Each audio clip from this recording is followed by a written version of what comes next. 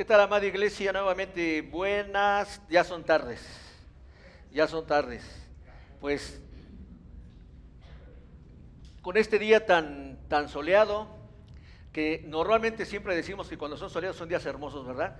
Pero recordemos que todo lo que viene del Señor es hermoso, entonces así los días sean lluviosos, sean con vientos, sean soleados como ahora, agradecemos al Señor por su misericordia derramada hacia nosotros. Y bien, pues les saludo nuevamente, vamos a reiterar al Señor nuestro agradecimiento por permitirnos estar aquí unidos para escuchar de su bendita palabra, que es la palabra de verdad y de justicia. Bien, pues estamos llegando ya al final de esta epístola a los Gálatas. Hoy vamos a dar comienzo al último capítulo 6, el cual estará dividido en dos porciones. La primera del versículo 1 al versículo 10, que hoy lo veremos, y si Dios lo permite, la próxima semana veríamos del mismo capítulo 6, versículos 11 al 18. El capítulo de hoy, el 6, de estos versículos 1 al 10, le he titulado Caminar en el Espíritu evidencia restauración y responsabilidad. Repito nuevamente, caminar en el Espíritu evidencia restauración y responsabilidad.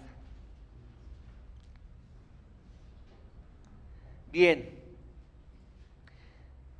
en estos dos capítulos finales, el capítulo 5 y el 6, a ellos me refiero, Pablo dice que el mensaje de la salvación por gracia es demostrado precisamente en el uso apropiado de la libertad.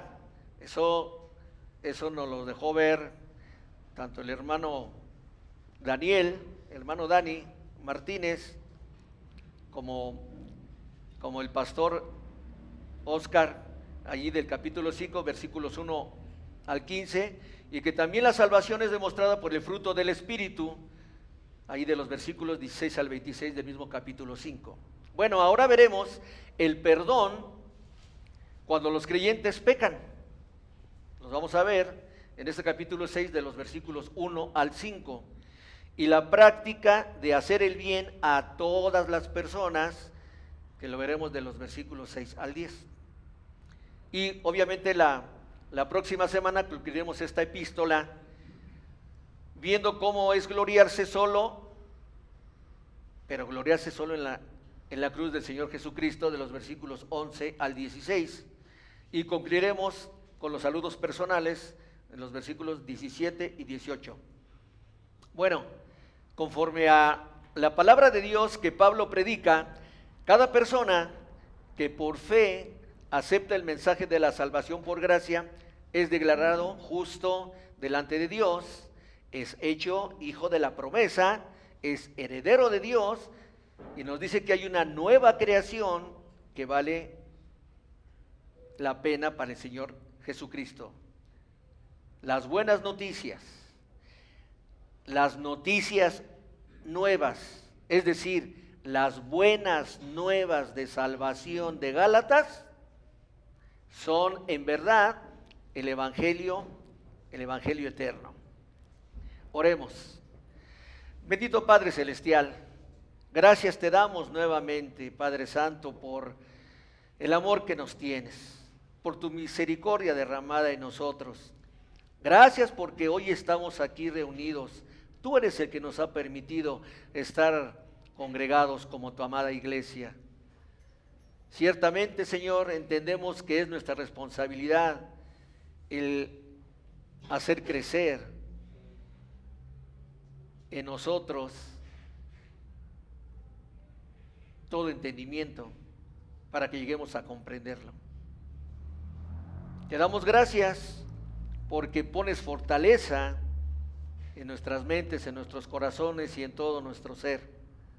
Y te pedimos, Señor, que nos des esa valentía y ser arrojados como el oso, para que no claudiquemos, para que no vayamos a derecha ni a izquierda, sino estemos encaminados a ese propósito que tú tienes para nuestras vidas.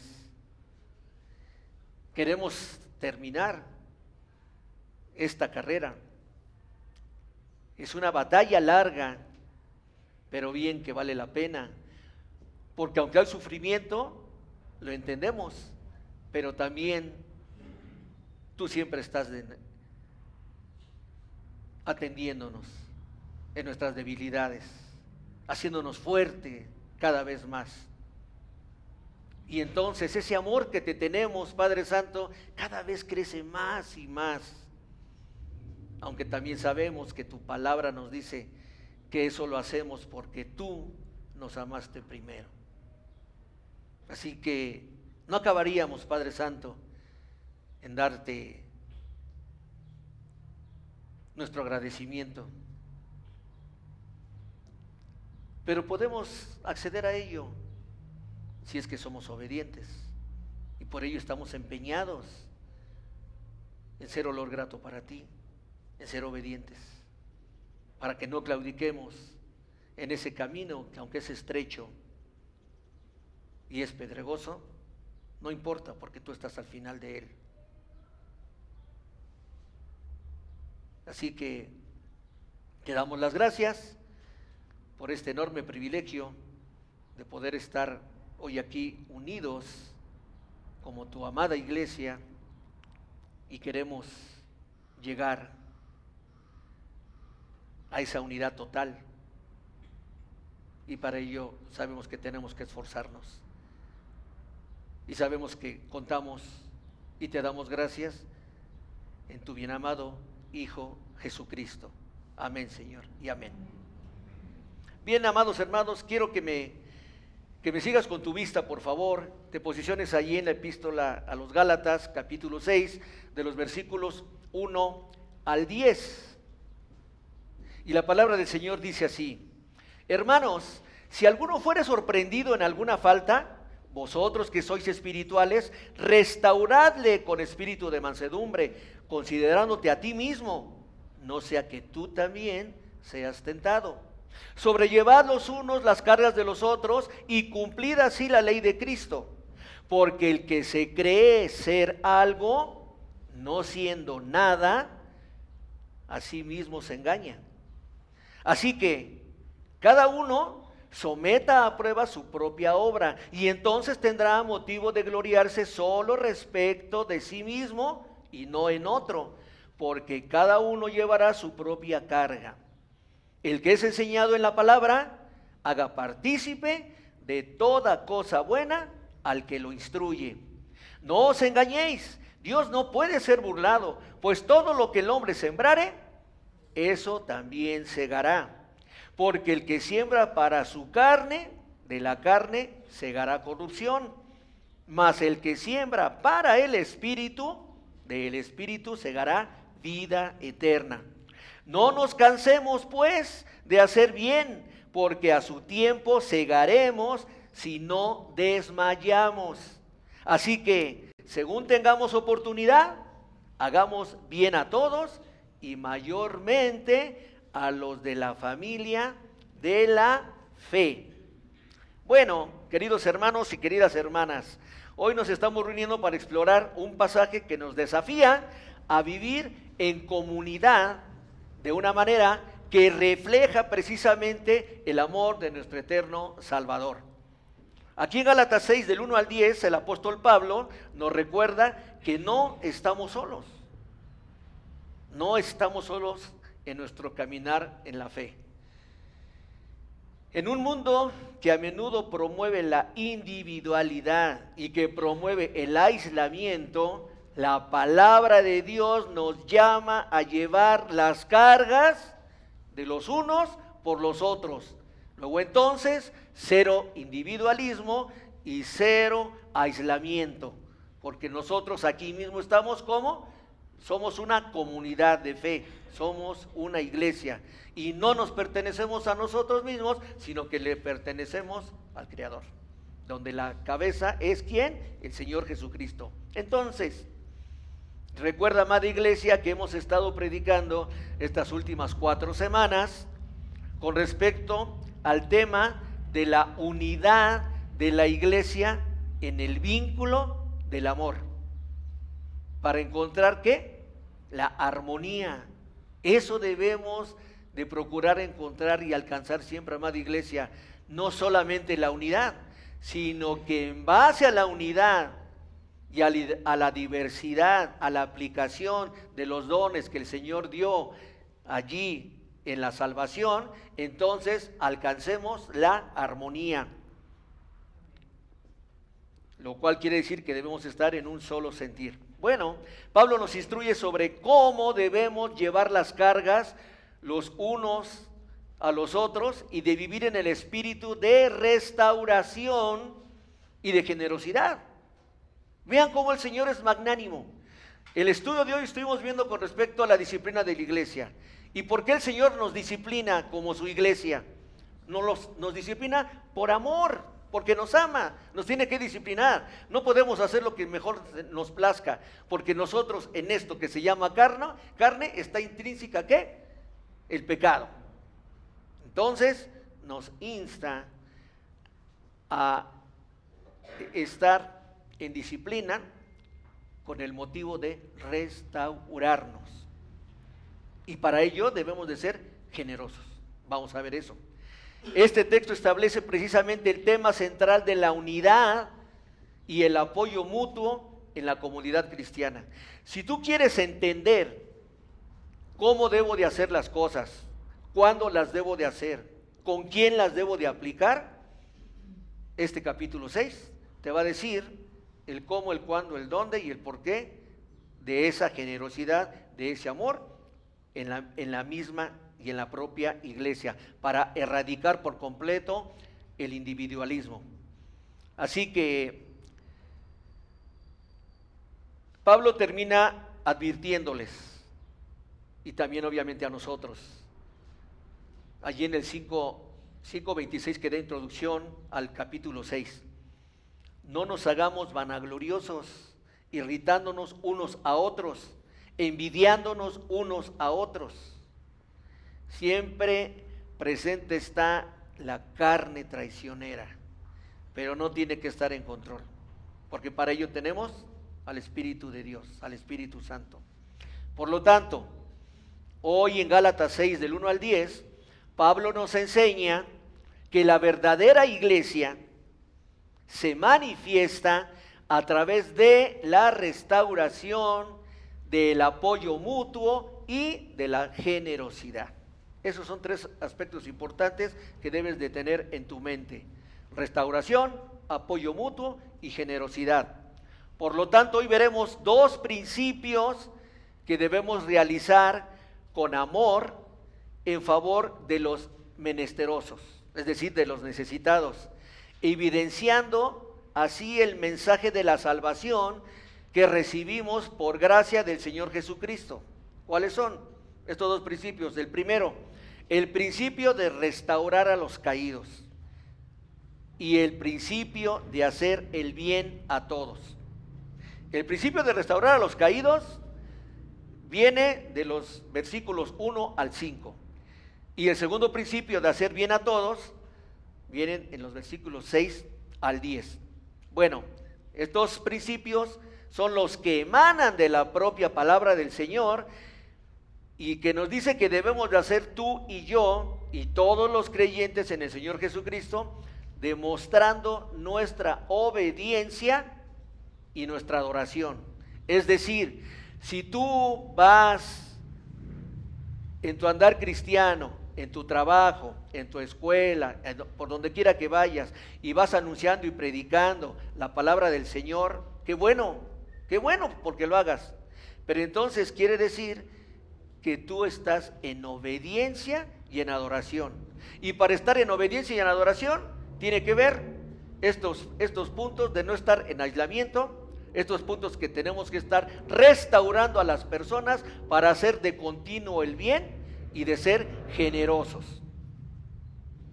El apóstol ya ha demostrado hasta aquí el contraste que existe entre las obras de la carne y el fruto del Espíritu, temas que nos abordó, o sea, cabalmente y ejemplificó muy bien nuestro pastor Oscar Aldana la semana pasada. Y concluyó precisamente que tenemos que andar ¿en qué? En las obras, no de la carne, en las obras del Espíritu. Para tal efecto, debemos de cumplir la ley de Cristo. Para que andemos en las obras del Espíritu, pues debemos de cumplir la ley de Cristo.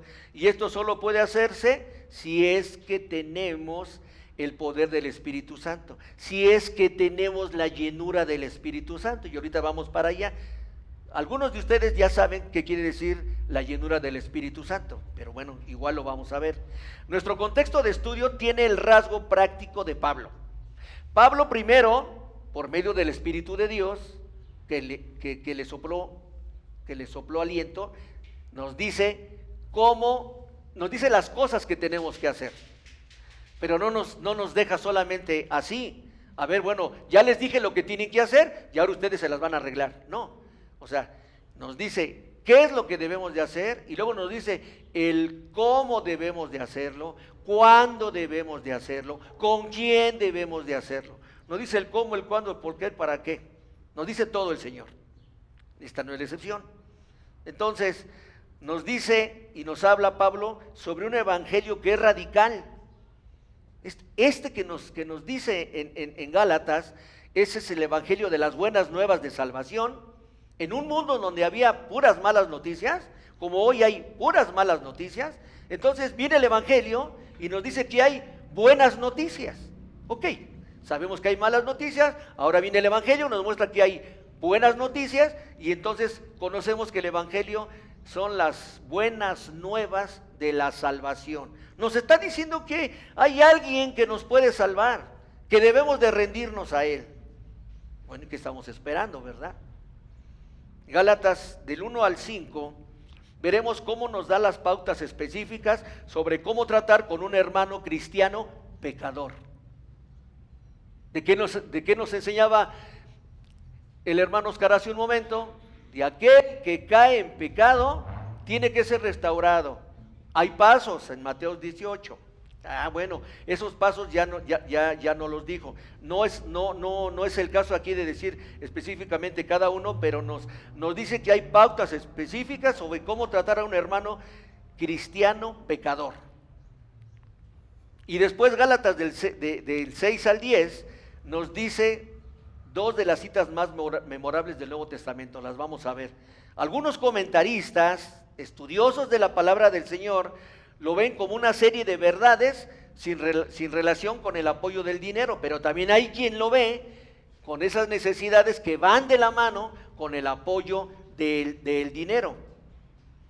Y para dar inicio a esta porción del versículo 1 al 5 en el capítulo 6, restaurando a los caídos, Pablo amonesta a los hermanos espirituales.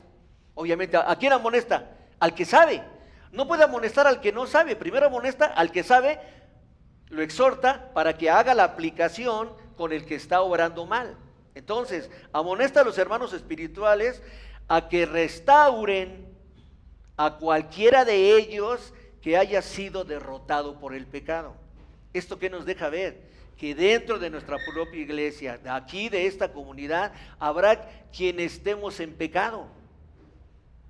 Pero si somos una iglesia hermanada, que estamos codo a codo, que estamos como muéganos, unidos en verdad, por ese amor que nos caracteriza, vamos a poner nuestro hombro para levantar al hermano que está caído. Y ahorita vamos a ver esos puntos. O sea, no se van a quedar palabras vacías de que, bueno, amo al hermano y yo lo tengo que ayudar. No, pero no es el tenerlo que ayudar porque, bueno, pues ya que otra me queda. No, lo vamos a hacer por amor, convencidos de que es a lo que nos insta la palabra del Señor. Luego entonces no decimos que es nuestro Señor y nuestro Salvador, y que es el Rey de Reyes, y que es el Señor de Señores, o que estamos entonces diciendo nada más de dientes para afuera. No, tenemos que evidenciarlo, tenemos que hacerlo saber a los demás que es un Dios vivo. Entonces, Vamos a desarrollar una predicación expositiva que aborde los temas importantes como la restauración, como el tema de la carga de los demás, como el tema de la siembra y la cosecha, y el tema de hacer el bien.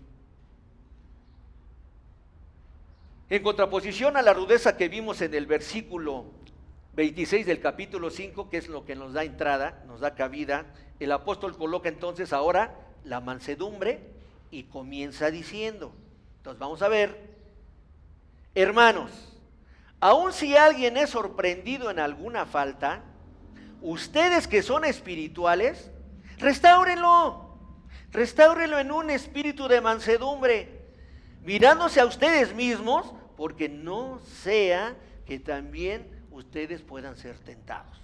Aguas, ahí una alerta, ¿no? Como cuando vienen las alertas, cuando se va a haber un sismo y que de inmediato nos empezamos a movilizar. Si no estamos haciendo nada, entonces ahora sí nos levantamos en nuestros pies y andamos para allá y para acá.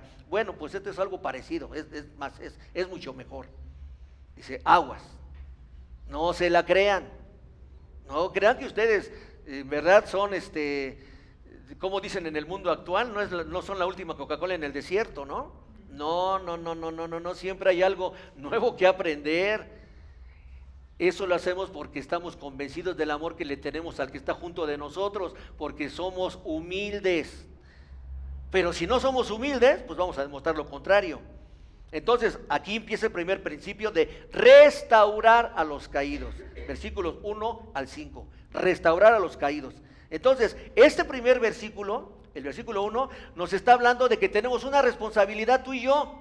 Tenemos la responsabilidad de ayudar a levantarse al caído. Entonces, ese es un mandato. No es de que, bueno, pues es que, pues sí, yo ya vi que el hermano se cayó. Y bueno, pero ahí vienen muchos atrás, pues hay que le ayude uno de los demás. No, si lo estoy yo viendo, tengo que actuar de inmediato. Es lo que debo de hacer. Entonces, ¿dónde está el amor del que digo que tengo por mis hermanos? ¿Dónde está el amor que digo que tengo por la iglesia? Eso nos habla de levantar al hermano caído, porque la primera responsabilidad de un creyente espiritual como tú y como yo es procurar restaurar a un hermano caído para ayudar a levantarse. ¿Se cae? Lo tengo que levantar, es lo primero que tengo que hacer. No le voy a decir, ay, ¿cómo voy a creer? ¿Que no te diste cuenta que estaba esa bigota y no pudiste saltarla? Porque así somos todos, en lugar de apoyarlo de inmediato, si no me pongo a reír o le empiezo a decir de cosas. No, lo primero que tenemos que hacer es ayudar a levantarse. Bueno, esta es la primera responsabilidad, ayudar a levantarse. Si alguien es sorprendido en alguna falta, entonces debemos hacer leña del árbol caído, con el ejemplo que les daba a ustedes hace un rato. ¿Debemos de hacer leña del árbol caído, como comúnmente siempre acostumbra el mundo? Por supuesto que no. Aunque ciertamente es necesario reprenderlo, es más importante, primeramente, el ayudarlo, el animarlo, para que no vuelva a caer en esa falta, en ese tropiezo o en ese pecado, como lo determina la propia palabra del Señor allí en Santiago 5, versículos 19 y 20. Santiago 5, 19 y 20. ¿Qué dice? Hermanos míos, si alguien de entre ustedes se extravía de la verdad, es decir, se está extraviando del camino del Señor Jesucristo, y alguien lo hace volver, gloria a Dios por eso. Entonces sepa que el que hace volver a un pecador del error de su camino, salvará su alma de muerte y cubrirá multitud de pecados. Amado hermano, amada iglesia, Dios quiera que tú y yo seamos de esos hermanos que están prontos y diligentes para cuando un hermano flaquea y cae, para poder levantarle, para poder restaurarle. Ustedes que son espirituales, restáurenlo en un espíritu de mansedumbre. Es decir, ustedes creyentes que andan, que caminan en el Espíritu de Dios, es decir, que se someten, que se alinean, que se conforman, que se dirigen, que se controlan y que se abandonan por completo al Espíritu Santo para encontrar su llenura. Eso es la llenura del Espíritu Santo. Cuando tú y yo nos abandonamos y nos sujetamos, nos sometemos a la dirección, al control, a la guía del Espíritu Santo, eso se llama tener la llenura del Espíritu Santo. Es decir, nosotros nos abandonamos. Toda esa carga que traemos de soberbia, de vanidad, de orgullo, etcétera, etcétera, eso que no nos sirve para nada, cuando nos deshacemos de ello, entonces estamos siendo humildes. Entonces en ese momento nos abandonamos de todo eso que nos sirve, quedamos como una página en blanco y entonces aceptamos la llenura del Espíritu de Dios. Cuando viene la llenura del Espíritu Santo, entonces nosotros ya no nos vamos a dejar guiar, ni nos vamos a dejar controlar, ni nos vamos a dejar someter por cosas de la carne, sino por las cosas del Espíritu. ¿Nos damos cuenta? Entonces, el propósito que debes en tu oración de pedir al Señor es que obtengas de Él su llenura. Pero tú tienes que poner de tu parte. Esto no llega nada más como magia. Tienes tu responsabilidad que poner en práctica. Entonces, una vez que nos abandonamos por completo al Espíritu de Dios, encontramos su llenura y entonces es cuando estamos manifestando el fruto del Espíritu. Por lo que en virtud de la fortaleza espiritual somos responsables de ¿quiénes? De aquellos que están débiles. Eso es lo que tenemos, ese es el deber hacer como verdaderos cristianos. Luego entonces, la persona espiritual es aquella cuya vida y conducta está gobernada por el Espíritu Santo y está preparada para restaurar, del verbo griego catartizo.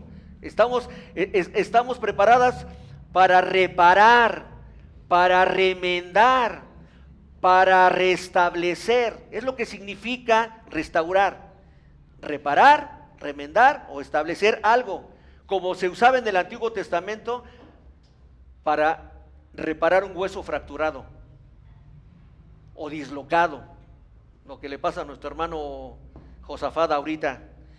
Y ya en el Nuevo Testamento se utiliza la palabra restaurar o catartizo para remendar redes de pescar.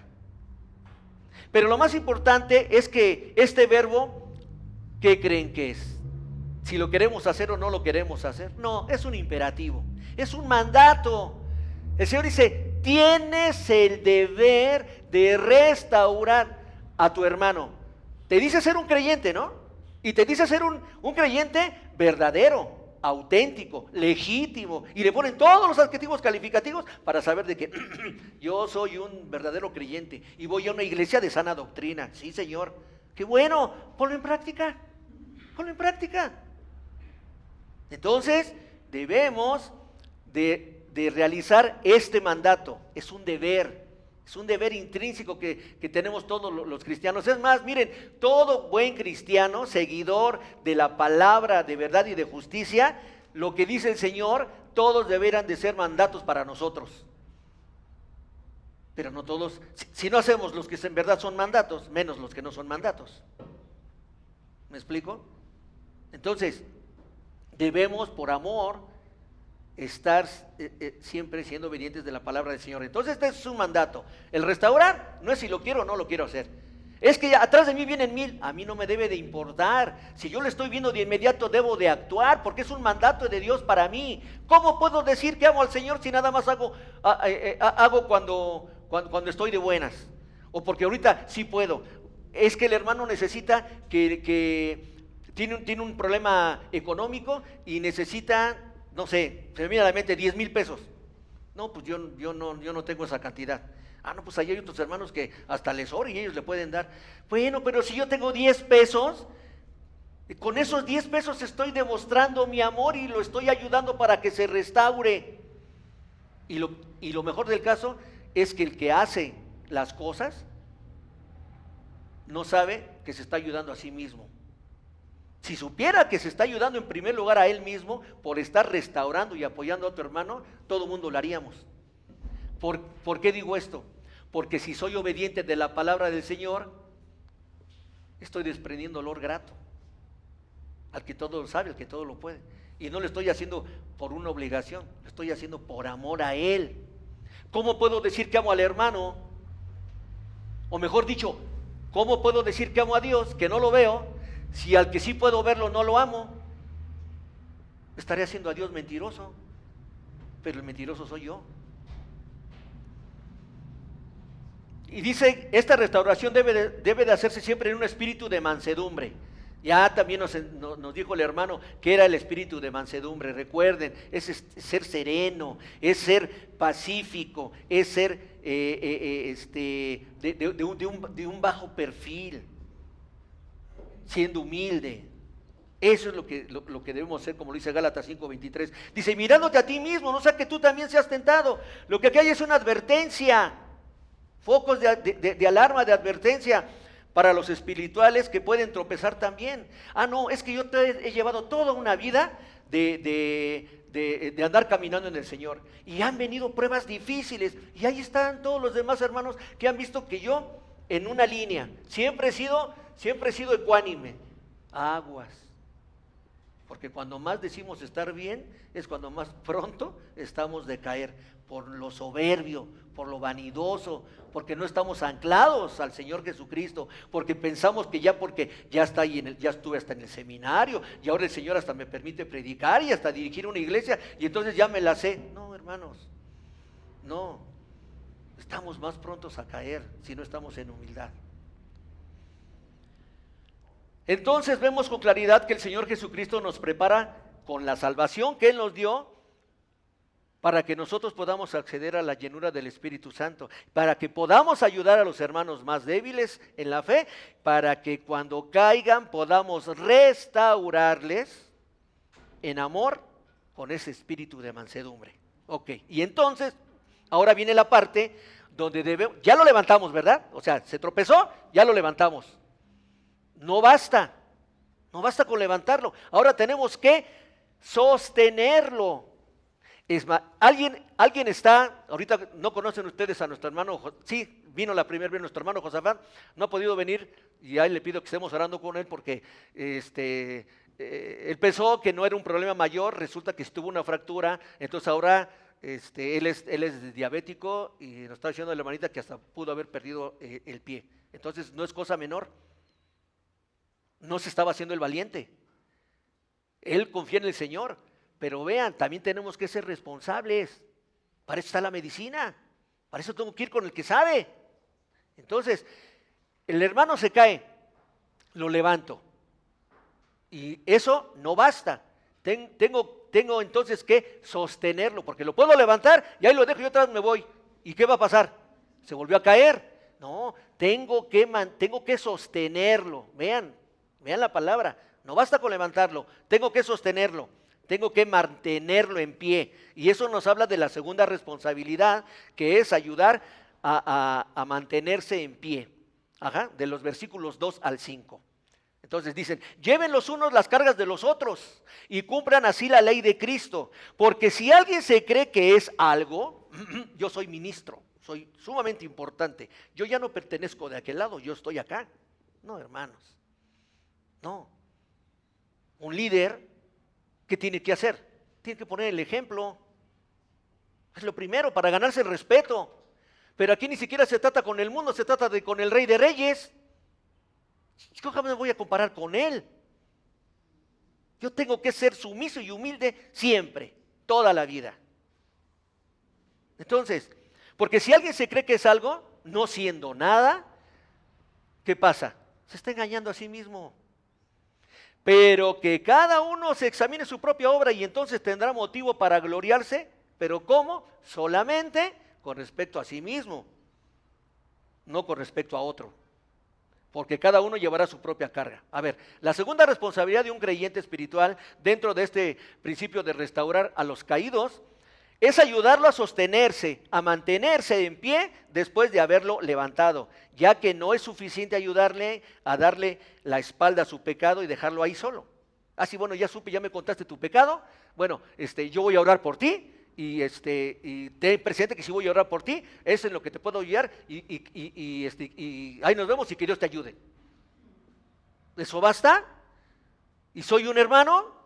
¿Y pertenezco a la grey del Señor?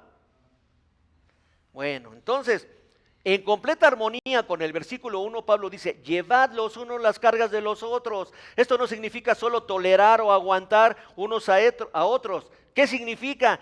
Hombro a hombro, codo a codo, soportar el peso de la carga de cada miembro. Se me viene a la mente ahorita.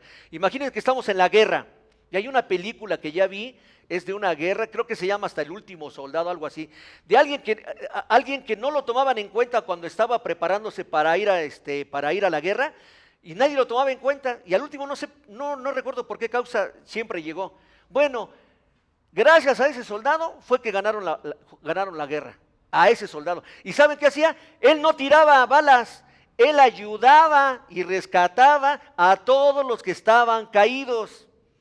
Eso para nuestra vergüenza es lo que debemos de hacer. ¿Cuántas veces no pasamos en la calle y andan mendigos o andan personas que no se valen por sí mismas?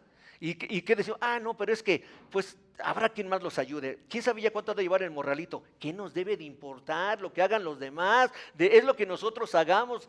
¿Cómo estará nuestro corazón entonces? ¿Dónde está que nosotros conocemos a Dios? Bueno, pues ¿qué creen? Que esto de llevar las cargas de los unos a los otros es otro imperativo, es otro mandato.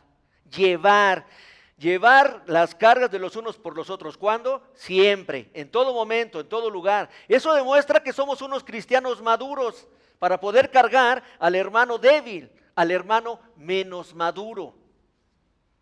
Dice Romanos 15:1 al respecto, Romanos 15:1. Así que nosotros los que somos fuertes, o sea, si estamos de presumidos, ya que estamos de presumidos, que somos bien fuertes y que andamos en el camino estrecho y que no nos importa ir por el camino largo, etcétera, etcétera, ok, dice entonces debemos sobrellevar las flaquezas de los débiles y no agradarnos a nosotros mismos. ¿Y qué creen? Que cuando vemos este versículo, aquellos que nos creíamos muy, nos arrugamos de inmediato. Ay, no, es que no tengo tiempo. Es que yo quisiera ayudarte, pero tengo algo importantísimo que hacer. Luego, ¿dónde está el amor? ¿Dónde está el que debo de restaurar? Pero digo que soy cristiano y ando siempre con mi Biblia caminando por todos lados. Y amén, hermano, gloria a Dios, aleluya. No, eso se llama ser hipócrita, hermanos. Eso se llama. Y todos hemos sido alguna parte de nuestra vida, o somos, empezando por el que está aquí enfrente de ustedes. Por ello necesitamos venir al Señor siempre, a diario, a su palabra, a escudriñarla.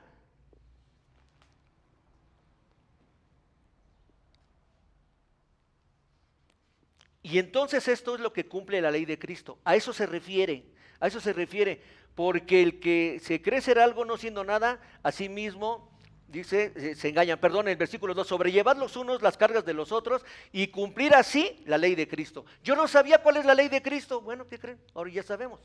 ¿Cuál es la ley de Cristo?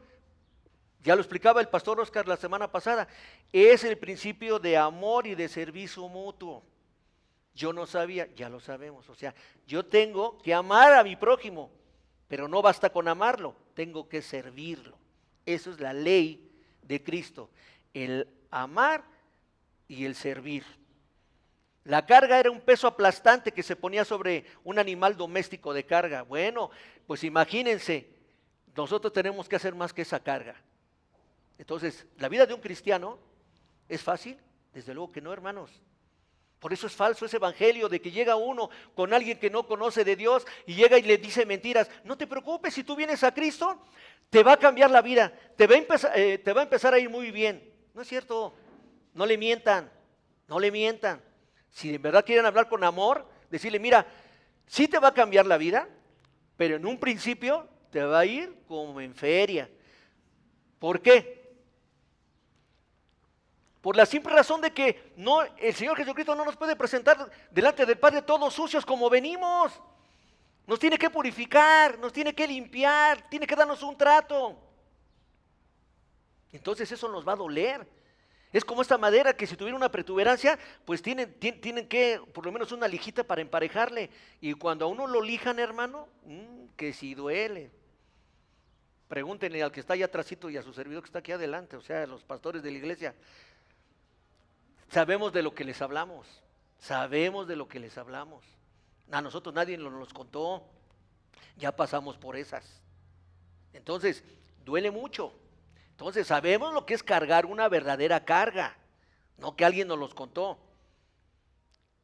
La responsabilidad de ayudarnos los unos a los otros con las cargas puede ser eliminada por personas que creen ser algo, lo del versículo 3. Esos que se creen ser algo dicen, no, yo ya pasé por eso, yo ya crecí en ese aspecto. Ahora que crezcan los demás, yo ya pasé por esa etapa, ahora voy por otra más. Esa es una etapa que tenemos que pasar toda la vida. Aunque ya la hayas pasado 1000 veces, no importa. Tienes que pasar. En la primera epístola a los Corintios, segunda epístola, a los Corintios, capítulos 3 al 8, más o menos dice que tenemos que pasar por pruebas, tenemos que pasar por sufrimiento, y eso es por vergüenza, por falta de alimento, por muchas cosas, y por esas pasó Pablo. Era necesario pasar. Si no pasas, ¿cómo vas a entender? Por eso aquellos que dicen, ¿Yo para qué estudio el Antiguo Testamento? Si era la ley. ¿Hoy vivo en qué? En la gracia. Entonces, ¿para qué estudio el Antiguo Testamento? Error craso. ¿Cómo van a entender la gracia si no han entendido la ley? Dense cuenta con los padres. Hay muchos padres que dejan que sus hijos hagan lo que quieran. Luego llegan a la edad puberta y luego no los pueden controlar. Y luego dicen, bueno, ahí se los dejo a Dios. Cristianos, me ha tocado ver, no creo que me lo están contando, cristianos, oye hermano, haz esto, no, es que eso depende de Dios con ellos y ellos con Dios. Y luego tú, ¿para qué estás? ¿Qué nos dice la palabra? Instruye a tu hijo. ¿Y dónde está tu instrucción para con tu hijo?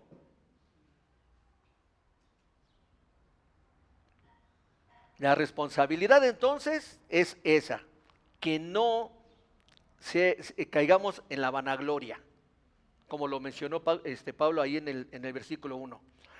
Como los fariseos, sus deseos de estas personas que se creen saber más que los demás, obviamente no derivan de la justicia de Dios, sino que viene cuando hay humillación. Dice, porque se engaña a sí mismo. Este verbo aparece solo una vez, hermanos, solo una vez en todo el Nuevo Testamento, que se engaña a sí mismo. Y significa convencerse a uno mismo de cometer un error, una falta, un pecado. La Biblia nos dice ahí en Tito 1:10, porque hay muchos rebeldes, habladores vanos y engañadores, especialmente los de ¿qué? Los de la circuncisión. ¿De qué trata Gálatas? De esos falsos maestros que decían que debían de circuncidarse. Ya vimos que no es así. No debe de ser así. Por consiguiente, en lugar de mirar con desprecio a los hermanos, ¿qué debemos hacer? Cada miembro debemos primeramente examinarnos a nosotros mismos para no caer en ese pecado. Sigue Pablo con el versículo 4, pero cada uno ponga a prueba su propia obra. Entonces la razón tiene para jactarse, estar en él solo y no compararse con otro. Cada uno debe examinar su propia conducta, como lo dice la Nueva Versión Internacional, o la obra de Dios en sí mismo. Y aquí viene otro imperativo más, otro. El término para prueba, dice cada quien pruébese a sí mismo, es que debemos de ponernos a prueba con la expectativa de que, a ver si es cierto que lo que estamos haciendo somos aprobados. Nos debemos de poner a prueba, porque si no nos ponemos a prueba, entonces ¿cómo podemos saber si estamos haciendo las cosas buenas o las estamos haciendo mal? Entonces la connotación es de aprobación. El hombre que constantemente se compara con otros, vean, esto es un principio bíblico. Cuando tú escuches a alguien que dice, yo estoy echándole ganas, Y yo sé que también aquel hermano le está echando ganas, pero no, o sea, pero yo soy mejor que él.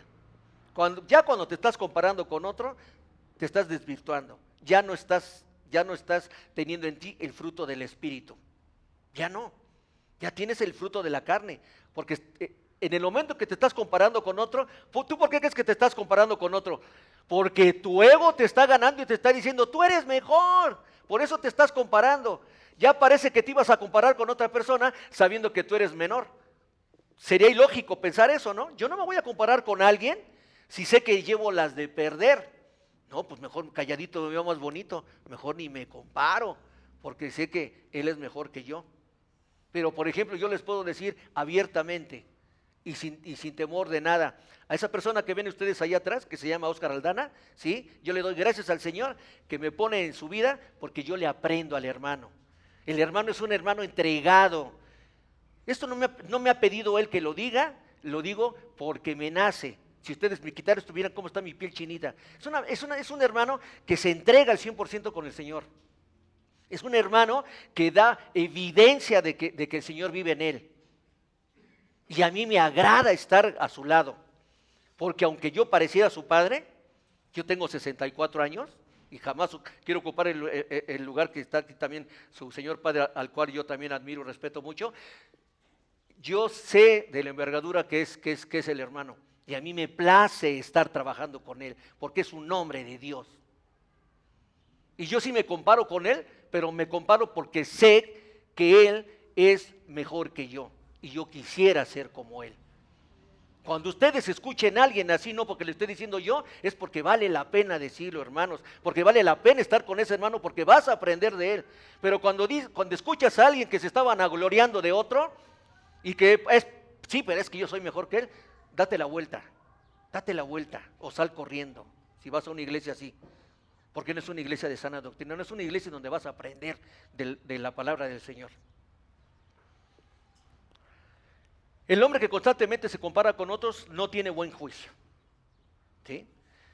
El que se gloría, en todo caso, ¿qué dice? Que se debe de gloriar, pero en el Señor, no en él mismo, en el Señor. Eso debe de pasar. Dice, porque cada uno llevará su propia carga. Esto puede referirse a la silla de juicio de Cristo en un escenario escatológico del fin de los tiempos, como lo dice 2 de Corintios 5:10.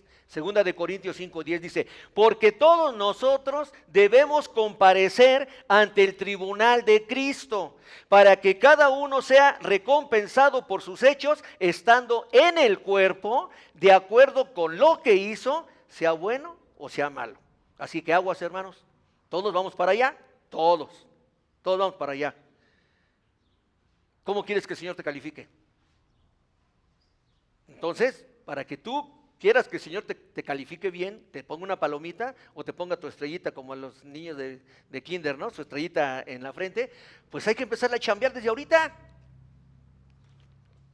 Ay, hermano, ¿cómo se atreve usted delante del púlpito a decir chambear? Bueno, o sea, ponte a cuentas con el Señor, sé obediente, adórale por lo que dice su bendita palabra. Es lo que hay que empezar a hacer, ¿ok? Bueno, entonces los cristianos maduros deben de llevar la carga de responsabilidad por ellos mismos y algunas veces por otros, los hermanos más débiles. Como lo dice Mateo 11:30, porque mi yugo es fácil y mi carga ligera, ¿ok? El segundo principio bíblico acerca de las relaciones interpersonales tiene que ver con el deber de hacer el bien a los demás. Y aquí ya vamos a abordar el segundo principio. Vamos a la segunda parte. Segundo principio, ¿qué es el principio de hacer qué? El bien a todos. Primero el restaurar. Ahora ya que lo restauramos, ya que lo levantamos, ya que lo estamos sosteniendo, ahora tenemos que hacer el bien a todos. Esto lo vamos a ver de los versículos 6 al 10. ¿Ok? Dice, es la tercera responsabilidad de ayudar a su edificación. Y este es un tema, hermanos, es un tema que tiene que ver si en verdad somos obedientes o no de la palabra del Señor. Porque también decimos, que amén, aleluya, y esto, el otro. Y yo sí soy bien obediente. A ver si es cierto que son obedientes en este aspecto. Ahorita vamos a ver qué tan obedientes somos en este aspecto. Tercera responsabilidad de ayudar a su edificación, dice, y el que se le enseña la palabra, que comparta toda cosa buena con el que le enseña. Y aquí hay maestras. Aquí hay maestras de la escuelita dominical. Y bueno, por lo menos conozco a una maestra que sí es maestra de profesión y sabe a lo que me refiero. ¿Sí? No están haciendo las cosas por esperar algo al cambio, porque lo hacen por una cosa que se llama vocación. Una cosa que el Señor nos dice en su palabra que se llama un don. El Señor da ese don. En el mundo se llama vocación. Ok, entonces, cuando tú aplicas el don del cual Dios te dio, lo haces invariablemente a lo que suceda. Lo estás haciendo por amor, no esperando nada a cambio. Pero el Señor dice, y al que se le enseña la palabra, o sea, le está recayendo la acción en él, que comparta toda cosa buena con el que le enseña. Y ahorita vamos a ver a qué se refiere esto de cosa buena. Ok, el versículo 6 es, ¿qué creen? Otro imperativo, otro mandato. ¿Nos damos cuenta? Mandatos. Lo tenemos que hacer. Y ahí les va. Compartir. El de compartir, el de participar. Que habla de compartir o participar por partes iguales. Es decir, algo mutuo. No solo de una parte del que suministra a la otra, sino que ambas partes participan juntas en la misma medida. Entonces, desde esta óptica está el entendimiento de que las cosas materiales, incluyendo al dinero, es igual que las cosas espirituales. Este versículo resulta tener un gran reto de interpretación, ¿sí? Un gran reto de interpretación para los estudiosos, ya que unos estudiosos y comentaristas están en favor de la visión de retribución en dinero a sus maestros y otros de cosas buenas, pero en un sentido espiritual. Pero yo aquí nada más les digo una cosa: si una persona está ayudando a otra en el sentido espiritual, le está ayudando porque él es el que sabe de lo espiritual. Entonces le está ayudando en el sentido espiritual a esta persona. Y para estarlo ayudando en el sentido espiritual, pues dedica tiempo, dedica esfuerzo, dedica atención, dedica muchas cosas. Entonces al que fue instruido, se dice que tiene que hacerle, también corresponder, compartir bien en todas las cosas. Si él fue ayudado en lo espiritual y él como debería ayudarlo, ya en lo espiritual no, porque él está ayudando en esa esfera que le falta, está siendo ayudado a entender. Entonces él lo que puede dar es apoyar en cosas materiales. Es lo que él puede hacer. Entonces, John MacArthur señala al respecto. La interpretación que parece más obvia y que de hecho dice es la más común, es que Pablo exhorta aquí a las congregaciones a que paguen a sus pastores una remuneración económica justa. No lo estoy diciendo yo, no viene en Primera de Vidal. Está aquí en el versículo 6. Y el que es enseñado en la palabra, haga partícipe a toda cosa buena al que lo instruye. ¿Ok? ¿Somos obedientes? Pues hay que ser obedientes en todo. Dice el pastor Toño, al que muchos conocen aquí. Toño, dice, hermanos, no te preocupes. El Señor ya puso la ofrenda en tu bolsa. Nada más es que la saques. Nada más sácala y dala, ya, no te preocupes más, nada más sácala y dala. Pero ¿qué es lo que hace la mayoría? Así como que dice que hay cocodrilo y como que mete la mano y le están, entonces, ay, no sale, y ya pasó el del alfolí y bueno, pues ya no pasó, ya, me salvé. La intención era buena, hermano, usted se dio cuenta, era buena, pero usted se tardó en pasar. Yo ya pasé, usted ya pasó. ¿Me explico? Entonces, ahora bien, de manera paralela este principio se enseña en el Nuevo Testamento, en Lucas 10, 7, 8. Vamos a ver a qué dice Lucas 10, 7, 8. Lucas 10, 7, 8. 10, 7, 8. Dice, ¿estoy bien? Lucas 10, 7 y 8. Lucas 10, 7. Sí. Y posad en aquella misma casa, comiendo y bebiendo lo que os den, porque el obrero es digno de su salario. No os paséis de casa en casa. O sea, dice, ya estuviste en esa casa, no te preocupes. Ahí te van a dar, te van a alimentar, te van a dar de comer y no te preocupes. Tú, cada quien está diciendo el principio, cumpla con su responsabilidad y a esa responsabilidad tú tendrás el sustento. Luego, en 1 Corintios 9, del 7 al 14, ahí es más explícito. 1 Corintios 9, 7 al 14.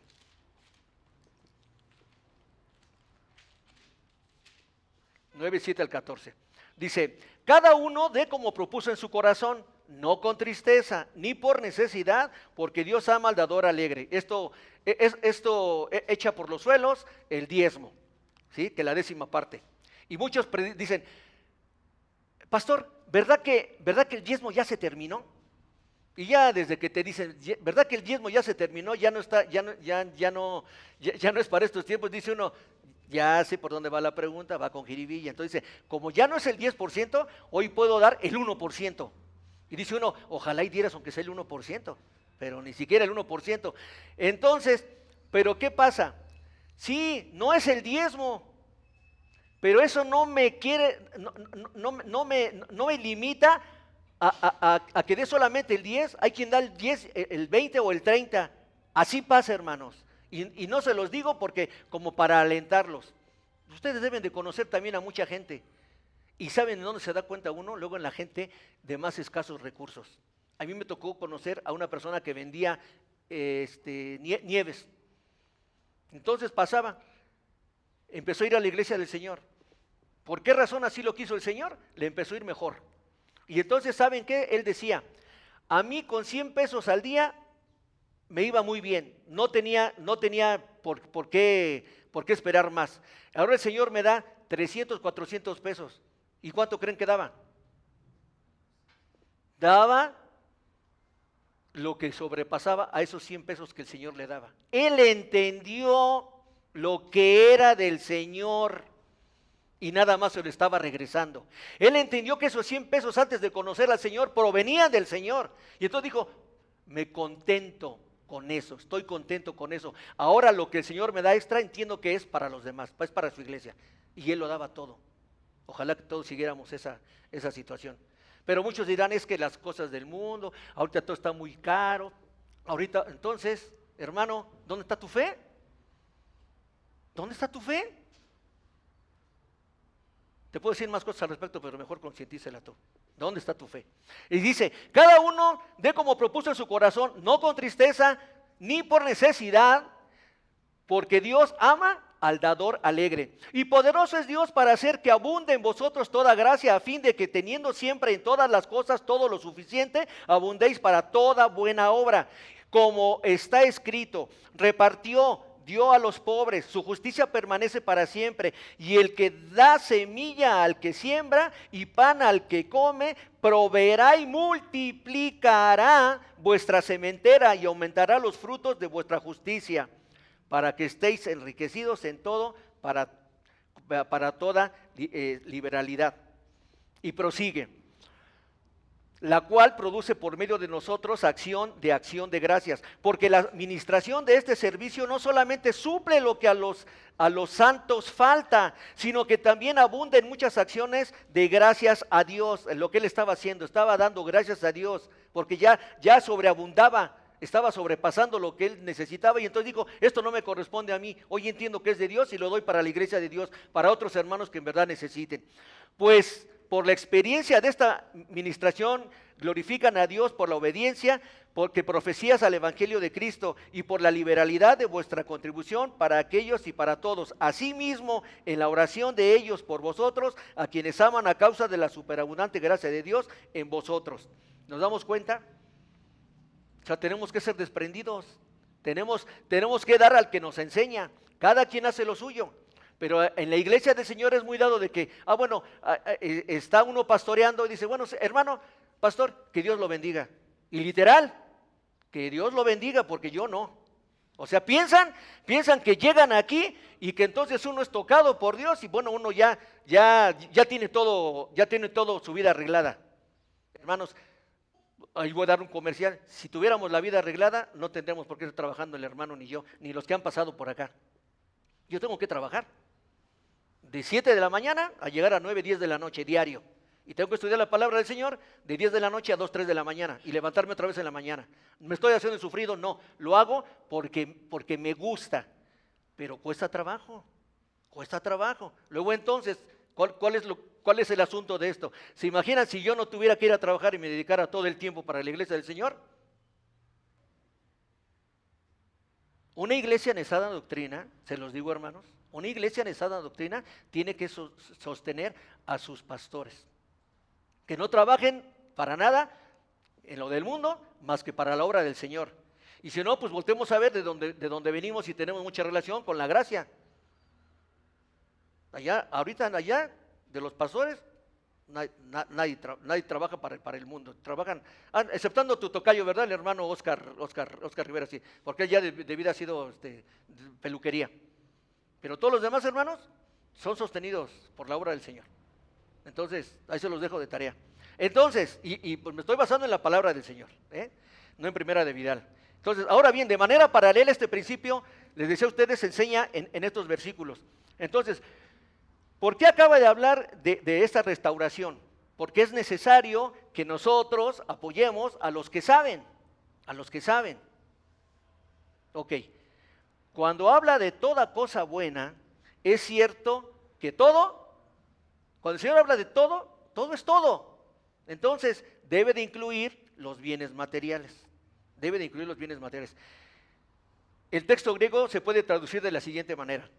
El que recibe instrucción debe compartir, debe de participarle al lado de aquel que le enseña en todas las cosas buenas. Bueno, esto nos lleva a los versículos del 7 al 10 de la segunda responsabilidad, que ahora es la aplicación de la ley divina. Ya entendimos que hay que levantar al hermano. No basta levantarlo, hay que sostenerlo. Ya que lo sostuvimos, ahora, ¿cómo debemos de aplicar la ley que el Señor nos está dando? Bien, dice, no se dejen engañar. De Dios nadie se burla, pues todo lo que el hombre siembre, eso también segará, porque el que siembra para su propia carne, de la carne segará corrupción. No puede segar otra cosa más que corrupción. Pero el que siembra para el Espíritu, del Espíritu segará, vea nada más ni nada menos, vida eterna.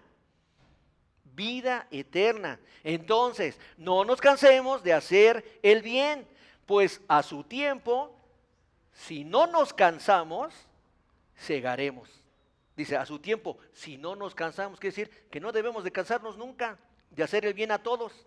Y si no nos cansamos de hacer el bien, vamos a segar, ¿qué? Lo mismo que estamos sembrando. Por eso es la ley de la siembra y la cosecha.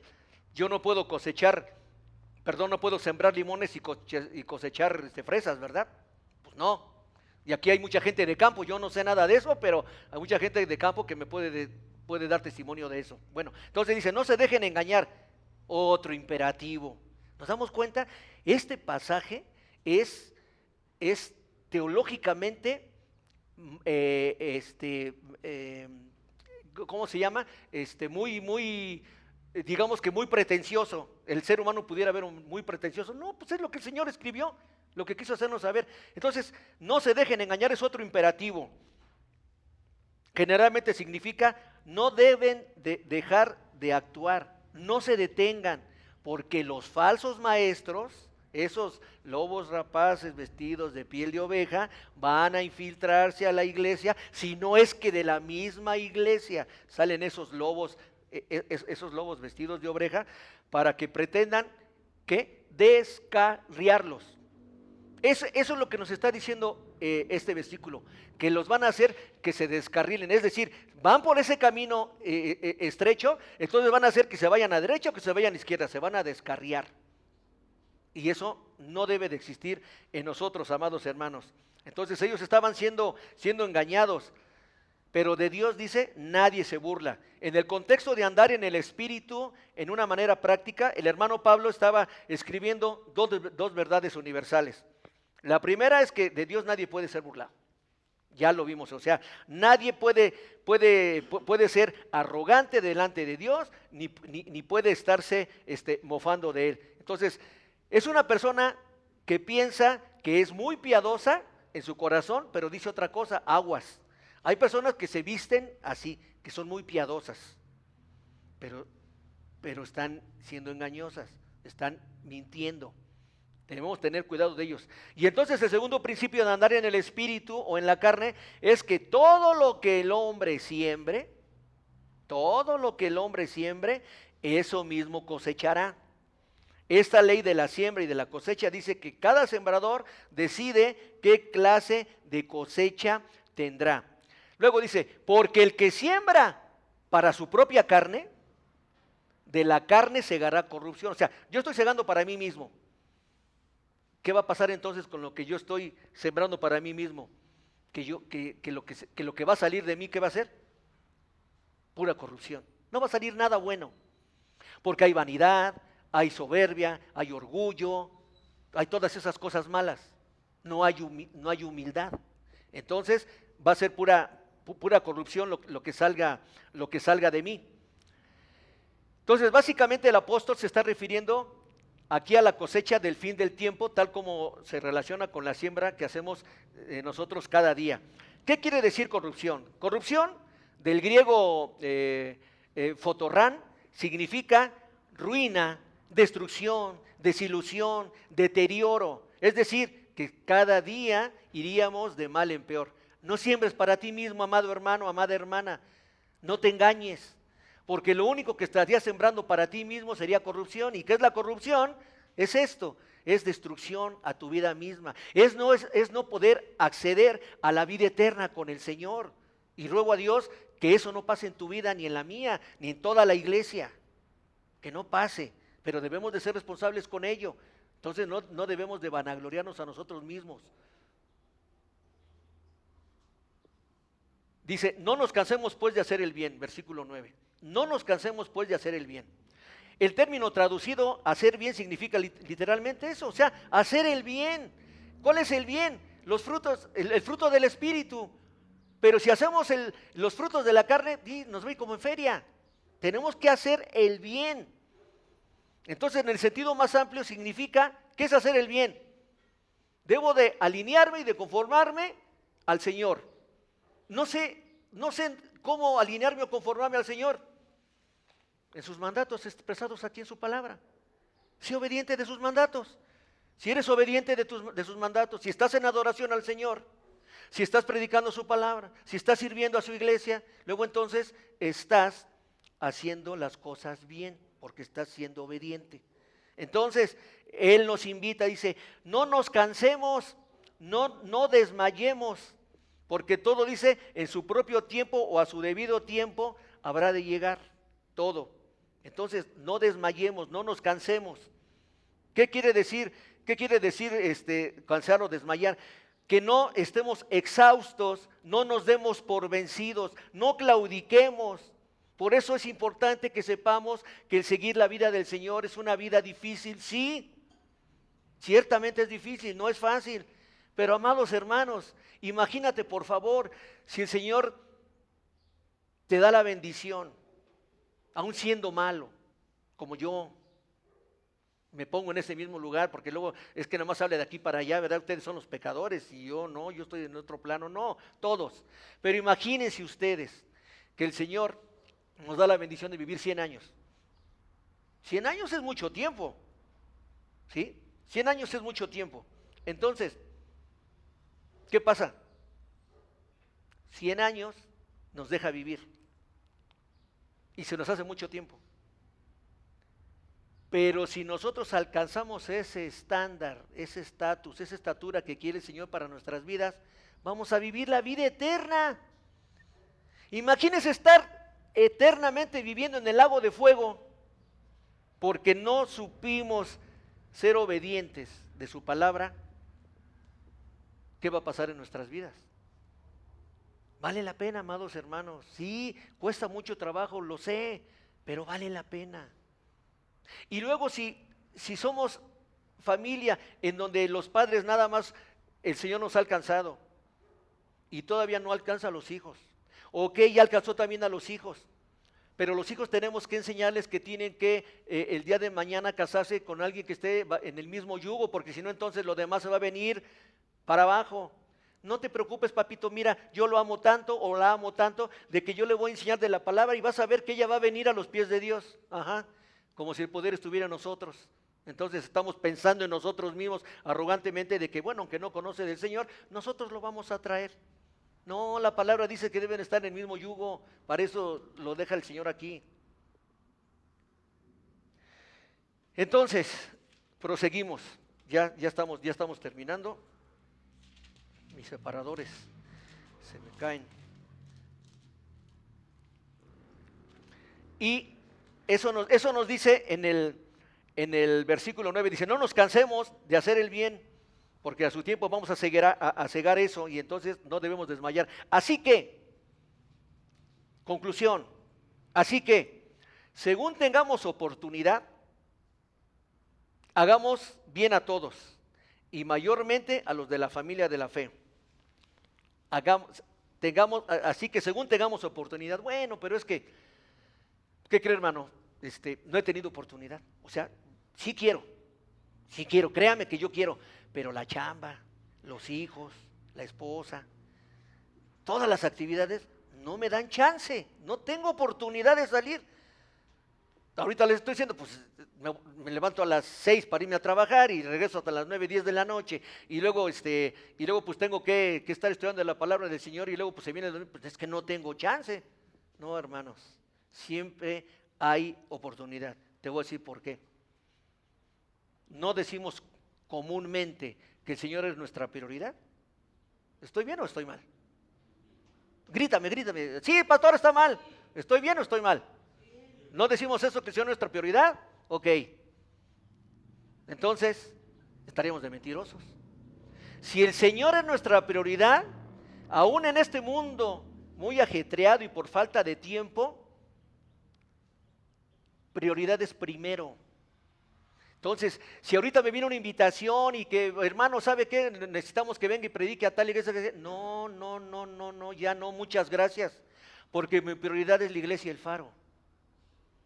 Al hermano igual le llegan muchas invitaciones, y a él mucho más.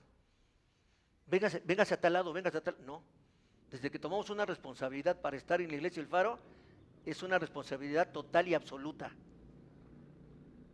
No, es que no me toca hoy predicar, como no me toca predicar, bueno, pues entonces no vengo. Y luego entonces no tenemos que cuidarlos, protegerlos, enseñarles, de estar siempre con ustedes. Entonces, nosotros mismos tenemos que buscar esa oportunidad. Buscar la oportunidad.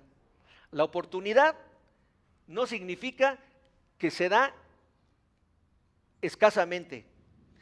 Oportunidad es de oportuno. Oportunidad viene de oportuno. Y el tiempo del Señor siempre es oportuno. Entonces, depende de ti y depende de mí si le damos esa oportunidad o no. Y entonces, dice, así que según tengamos oportunidad, ese según, debemos hacer lo nuestro de que sea por siempre la oportunidad. Dice, entonces, según tengamos oportunidad, hagamos el bien a todos. No dice, hagamos medio bien a todos o hagamos el bien, pero a quien nosotros pensemos que también es buena persona. No, dice, hagamos el bien a todos. Y entonces todos también entran los que no conocen del Señor. Sí. Y tan es comprensible esta parte de que bien a todos entran a todos aunque no conozcan del Señor, que después hace una aclaración. ¿Qué dice después? Mayormente a los de la familia de la fe. O sea, dice a todos. No, pues es que el de mi trabajo me cae bien mal, pero bien mal. Y por más que le estoy duro y dale con el evangelio, no acepta. Y todavía tiene el descaro de venir y decirme que si le presto 100 pesos. Hermano, ¿Tú cómo puedes saber si esa es la oportunidad que el Señor te está dando para que tú puedas evangelizarlo?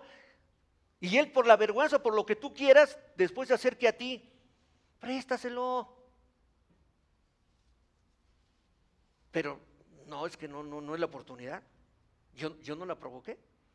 Y además él ni siquiera cree en Dios. ¿Por qué lo voy a hacer? Si dice que mayormente a los de la fe. Pues sí, si lo tenemos que hacer con todo mundo, y hace la aclaración, mayormente con los hermanos que conocen de la palabra del Señor, con los hermanos que estamos alineados y conformados a la palabra del Señor. ¿Nos damos cuenta? Entonces, debemos de levantar al hermano, debemos de sostenerlo, debemos de hacer el bien siempre, y aún a las personas que no conozcan a Dios, porque esa puede ser la causa por la que pueden conocer a Dios. Te invito, amado hermano, amada iglesia, para que seas oportuno. Ya vimos en qué consta la oportunidad, a que busques la oportunidad de ayudar a todo aquel que necesita de Dios, y primeramente o mayormente a los de la fe. Entonces, con esto terminamos y agradecemos al Señor por este privilegio. Bendito Padre Celestial, gracias por tu palabra, Señor. Gracias por hacernos ver en esta porción de tu palabra, en estos 10 primeros versículos del capítulo 6, que hay grandes mandatos que debemos realizar nosotros como tus hijos, como tu iglesia, si es que decimos ser obedientes de ti, Señor. Y eso es lo que queremos, Padre Santo. En verdad queremos ser obedientes de ti. Gracias porque nos has enseñado, que si no lo habíamos visto, hoy nos has enseñado que debemos de ser obedientes en esos puntos, Señor. Pero también te rogamos, Padre Santo, que nos des ese denuedo, que nos des ser diligentes para que no claudiquemos en tu obra. No nos pertenece a nosotros, bien que lo entendemos, Señor, aunque a veces queremos ser más que tú. Hoy entendemos que somos poca cosa delante de ti, pero por ese gran amor que nos tuviste desde antes de la fundación del mundo, es que hoy nos tienes aquí, Padre Santo. Gracias te damos, Señor. Te reconocemos por sobre todo. Queremos en verdad que tú seas nuestra prioridad. Lo tenemos en nuestra mente y en nuestro corazón.